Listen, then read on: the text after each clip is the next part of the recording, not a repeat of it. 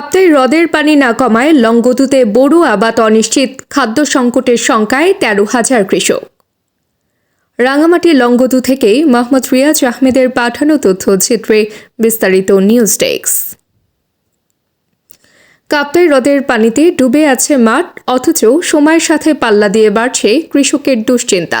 নির্ধারিত সময়ে পানি না কমায় রাঙামাটির লংগদু উপজেলায় বোরো আবাদ নিয়ে চরম অনিশ্চয়তায় পড়েছেন হাজারো কৃষক। এতে করে আসন্ন মৌসুমে ভয়াবহ খাদ্য সংকটের আশঙ্কা করছেন স্থানীয়রা। না কমার কারণে আমাদের সময় মতো জমি রোপণ করতে পারতেছি না। আপনার আবার লাস্টে দিয়ে যাইয়া পানিতে মারিয়ে দিব। দেরিতে লাগাইলে পানিতে মারিয়ে দিব। তো অনেক ক্ষতি হইতেছে। পানি তো মনে করেন মানুষের ধান ফালাবে, বীজ ফালাবে। পানি তো আরো আগের থেকে দ্রুত কমানোর দরকার ছিল। এখন তো মনে করেন পানির কারণে মানুষের গৃহস্থী অনেক শত শত একর জমি মনে করেন পানির তলায় এখনো পড়ে রয়েছে। তো করতে পারি না, ধান চাষ করতে না, হানিও কমানা। এরপরে এই যে গরু বাছুরও দেখুন নিতে না, কিছু নিতে না, গেরও কিনতে না। আমরা গরিব মানুষ।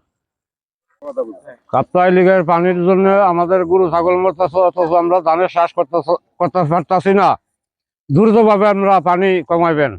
আর এতে করে সময় গড়িয়ে যাওয়ার সঙ্গে সঙ্গে ভেঙে পড়ছে তাদের আশা। ধান চাষ করতে না, হানিও কমানা। দীর্ঘদিন ধরে এই লেকের ভাসমান জমিতে চাষ করে আমরা বেঁচে আছি। এবছর নির্বাচন দেখিয়ে পানি আটকে রাখা হয়েছে। সময় মতো পানি না কমলে পরিবার নিয়ে না খেয়ে মরতে হবে। মিলে আমাদের প্রায় 8,000 হেক্টরের মতো চাষাবাদ করা হবে বলে আমরা আশা করছি।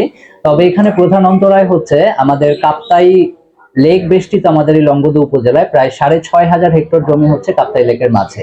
তো সেক্ষেত্রে আমাদের দেখা যাচ্ছে যে আজকে ডিসেম্বরের 22 তারিখ হওয়া সত্ত্বেও কাপ্তাই লেকে এখন যে পরিমাণ পানি আছে, কৃষকরা বীজতলাই করতে পারছেন না। এবং যেহেতু বোরোর ক্ষেত্রে আপনার বীজতলায় আপনার ধানের জীবনকাল প্রায় আমরা 30 থেকে 45 দিন ধরি, সেক্ষেত্রে আজকেও যদি বীজতলা করে কৃষকদের কিন্তু এই ধানটা লাগাতে লাগাতে প্রায় জানুয়ারির 31 তারিখ হয়ে যাবে। উপজেলা কৃষি কর্মকর্তা ওয়াসিফ রহমান বলেন, পরে আমাদের ধানটা কাটতে কাটতে প্রায় জুন মাস পর্যন্ত লেগে যাওয়ার কথা। তো এখন যেহেতু পানি কমছে না, সেক্ষেত্রে কৃষকরা বীজতলাই করতে পারছেন না এবং ফলশ্রুতিতে কিন্তু আমাদের এই বড় মৌসুমে বোরো ধানের আবাদ ক্ষতিগ্রস্ত হওয়ার আমরা আশঙ্কা করছি। রবি মৌসুমে আমাদের সবজি ধান মিলে আমাদের প্রায় 8,000 হেক্টরের মতো চাষাবাদ করা হবে বলে আমরা আশা করছি।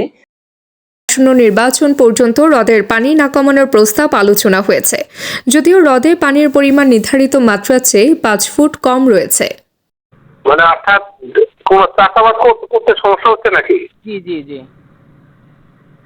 আসলে কোন দিকে যাই, এটা হলো যে জি, এটা ওই যে কৃষি কর্মকর্তা ছিল আর কি। জি, এটা মিটিং হয়েছিল গত 29শে নভেম্বর বা 30শে নভেম্বর এরকম সময়। আপনার সামনের ফেব্রুয়ারি নির্বাচনে জি জি, লংগদু, নানিয়ারচর, বিলাইছড়ি, আরো কত ছড়ি আছে না, জি জি, জোড়াছড়ি, এইগুলোতে যেন পর্যাপ্ত পানি থাকে। অর্থাৎ মানুষের ভোটাধিকার প্রয়োগ বা যারা ভোট দিবেন আর কি, যে অফিসার গুলোকে, এরা যেন নির্বিঘ্নে এই দুর্গম এরিয়ায় যাতায়াত করতে পারে আর কি। সেই কারণে পানি যাতে দ্রুত না কমে আর কি। আমার পানি আছে, আমার যে রোল কাপ, সেই রোল কাপ থেকে 6 ফিট নিচে আছে পানি। আচ্ছা, তাহলে 6 ফিট নিচে থাকার পরও যদি আমাদের 8,000 হেক্টর জমি হয়, শুধু লংগদু ক্ষতিগ্রস্ত হয়, তাহলে তো এটা একটা সমস্যা। জি ঠিক আছে, জি, তারপর আপনি কৃষি কর্মকর্তা যে আছে তার সঙ্গে কথা বলতে পারেন রাঙামাটি জেলা।